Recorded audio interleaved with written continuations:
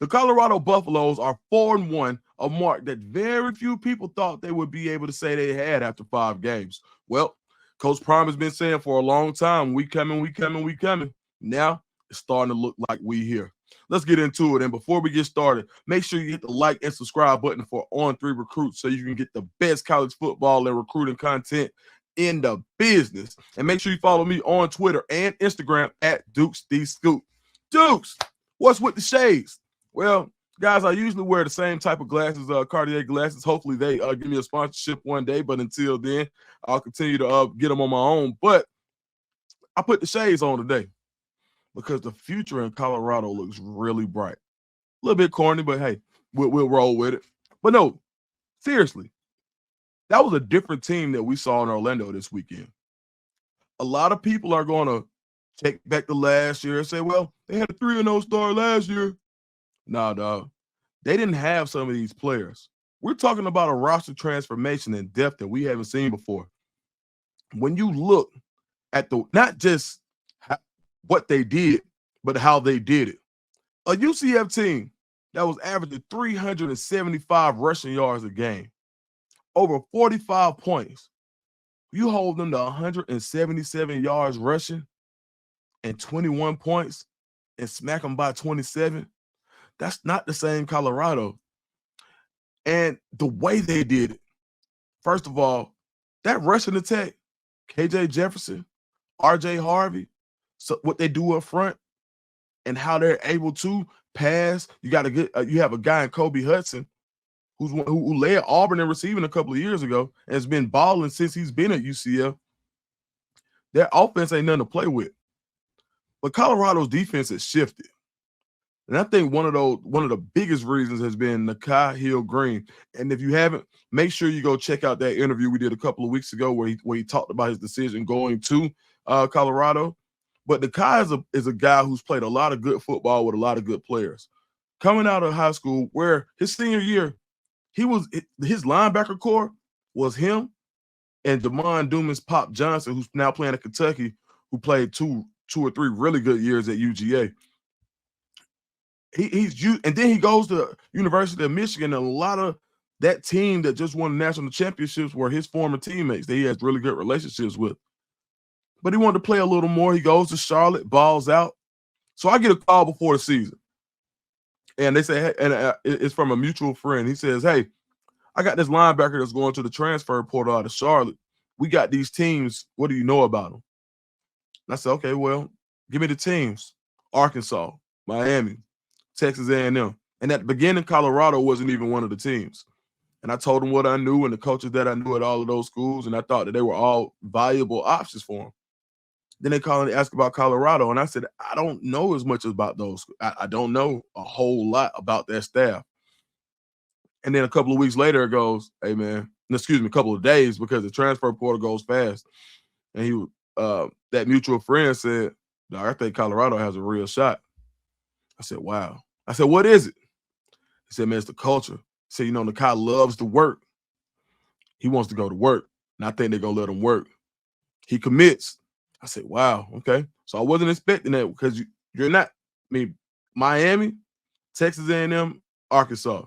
That's probably one of the best teams in the country in Miami, and 2 SEC teams. All right. I said, that kind of opened my eyes a little bit. And not too long after that, I saw what else they were doing in the portal. I said, yeah, Colorado may be a little bit different this year. Why is that important?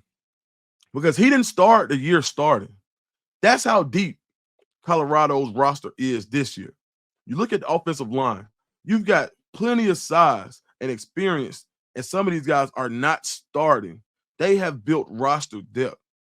Look at the wide receiver room. When you look at Wester and you look at Will Shepherd, and then you look at Travis Hunter, who do you put in single coverage? We're getting big-time catches, game-winning catches, highlight reel catches from 3 people. Like, you cannot just man up one guy. Then you look at the backfield. Now, a couple of weeks ago, after the loss to Nebraska, I said, man, Pat Sherman's going to change. I dug up an old stat. If you go back and look at it, I dug up a stat from Pat Sherman's worst game in the NFL, and he corrected it instantly. His worst game when it came as far as rushing, when he was with the Broncos, he had Melvin Gordon and Javonte Williams and barely ran him, right? And I know it was a game flow, and I watched what he said, but he also said after that game that won't happen again.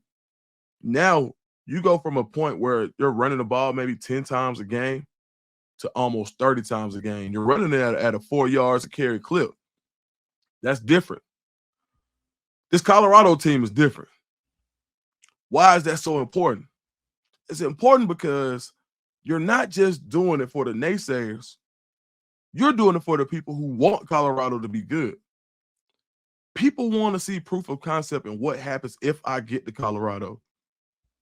You're not just doing it with Shedeur and Travis Hunter. And for recruiting, that speaks volumes. A few of the guys who were in attendance this weekend that Colorado has been recruiting, Tavion Swint, Javon Boggs, Waltez Clark, Lamar Brown, the number one player in the class of 26. He was there. Number one, I think, offensive lineman or defensive lineman. He could play either one, and he would be ranked in the top 2. He's almost like a Travis Hunter type player on the as far as linemen go. He could play both. I believe Lamar Brown could play snaps both ways in college if he wanted to. He was there, and they were on the UCF side. But if you don't think they were paying attention to everything that came to with Coach Prime going to Florida and the Colorado, the culture of Colorado, everything that comes with that, the pregame stuff, Rick Ross, social media influencers, everybody who came, Cam Newton spending as a guest of UCF, spending as much time with Colorado as he did UCF. If you don't think the recruits are paying attention to that, you got to be crazy. You think Carter Smith isn't watching, and he'll be on the show in a minute. You think he isn't watching this from home saying, man, that looks electric. That's the culture. In our interview, Carter said he likes Colorado because they got the culture. And I think the UCF win was a win for the culture. It was everything you aren't supposed to be able to do, you did it. Against a guy in Gus Malzahn who does it, who understands the culture. And Coach Malzahn is a guy who's always had good recruiters around him and giving young coaches an opportunity. And he gets it, he understands. So that's why that was such a big game. So Colorado could have went in there, laid an egg, and all of those recruits say, no, they're not ready yet. Because you got to think, UCF is just getting into the Big 12 as well. This is only their second year. And they're only their second year of Group of 5 football. So Colorado, which was 1-11 2 years ago, versus a UCF team that wasn't even Power 5 or Power 4 3 years ago, that's two teams battling to get their rosters to where they need to be successful in the Big 12. UCF came in as a 15-point favorite. I saw it get as high as 15.5. Shout out to everybody who took that money line. Probably really happy right now. But yeah, so that was like a tier type thing. So now Colorado wants to get into that next tier. You beat Baylor in dramatic fashion at home. And a lot of times when you see games played like that, where it's not definitive, where it's more like, man, you squeeze one out. Those games are good, definitely, because they test the mettle of your team. But then you get one where it's just domination, where it felt like early on, the first turnover, it felt like, oh, here we go. And then Colorado just said, nah, we straight. They turn the ball back over. Shedeur goes down the field. Then UCF scores really quickly. Boom, scores quick. Colorado says, nah. What Rick Ross say? Maybach music. That's how the roll went. That's how the rest of the game went. A smooth game. Saw a lot of big hits. And I just want to give a shout out to Colorado's defense. Livingston, my man. They are hitting. And I can't say enough about the defensive line. And Sam Okunlola, he got his first sack. Hayes was out. You still got guys who are coming to play. One guy, now you got two guys that are really important on that team. Shedeur, and Travis. But outside of that, last year if Colorado lost one of their impact players on the offensive line, it hurt you so bad that you weren't able to recover. They lose one of their best players on defense, you can feel it. Now they have guy after guy after guy. They have a Big 12 roster. They haven't got any votes. I think they got one vote on the AP poll. Man, if you don't think Coach Prime is going to show that and say, hey, look, they still don't believe. They still don't believe. They have that back to the wall, us against the world mentality. And I think that, man, we're going to see Colorado, like nobody in the Big 12, I think at this point, scares you so much where you think Colorado can't take the field with them. Last year in the Big 12, in the Pac-12, there were a couple teams that you just waited on and you felt like Colorado ain't ready for Oregon. They weren't there. USC, nah, they're not ready for that. Well, there's nobody in the Big 12 that makes you feel like Colorado isn't ready from a roster perspective. And I think you'll show that. I think we'll see that because now these guys are playing with confidence. So where's the respect? If I'm Colorado, I want respect to stay far away from me. Now, even though the AP poll says, that only one guy voted them at 25 after going 4-1 and after a very dominant performance, that's rat poison.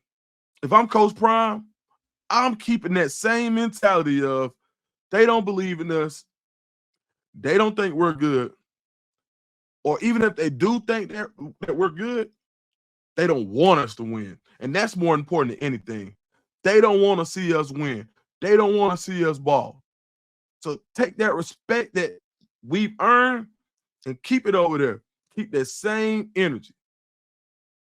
So if you're a Colorado fan, like I said, the glasses are on because I feel like the future is bright.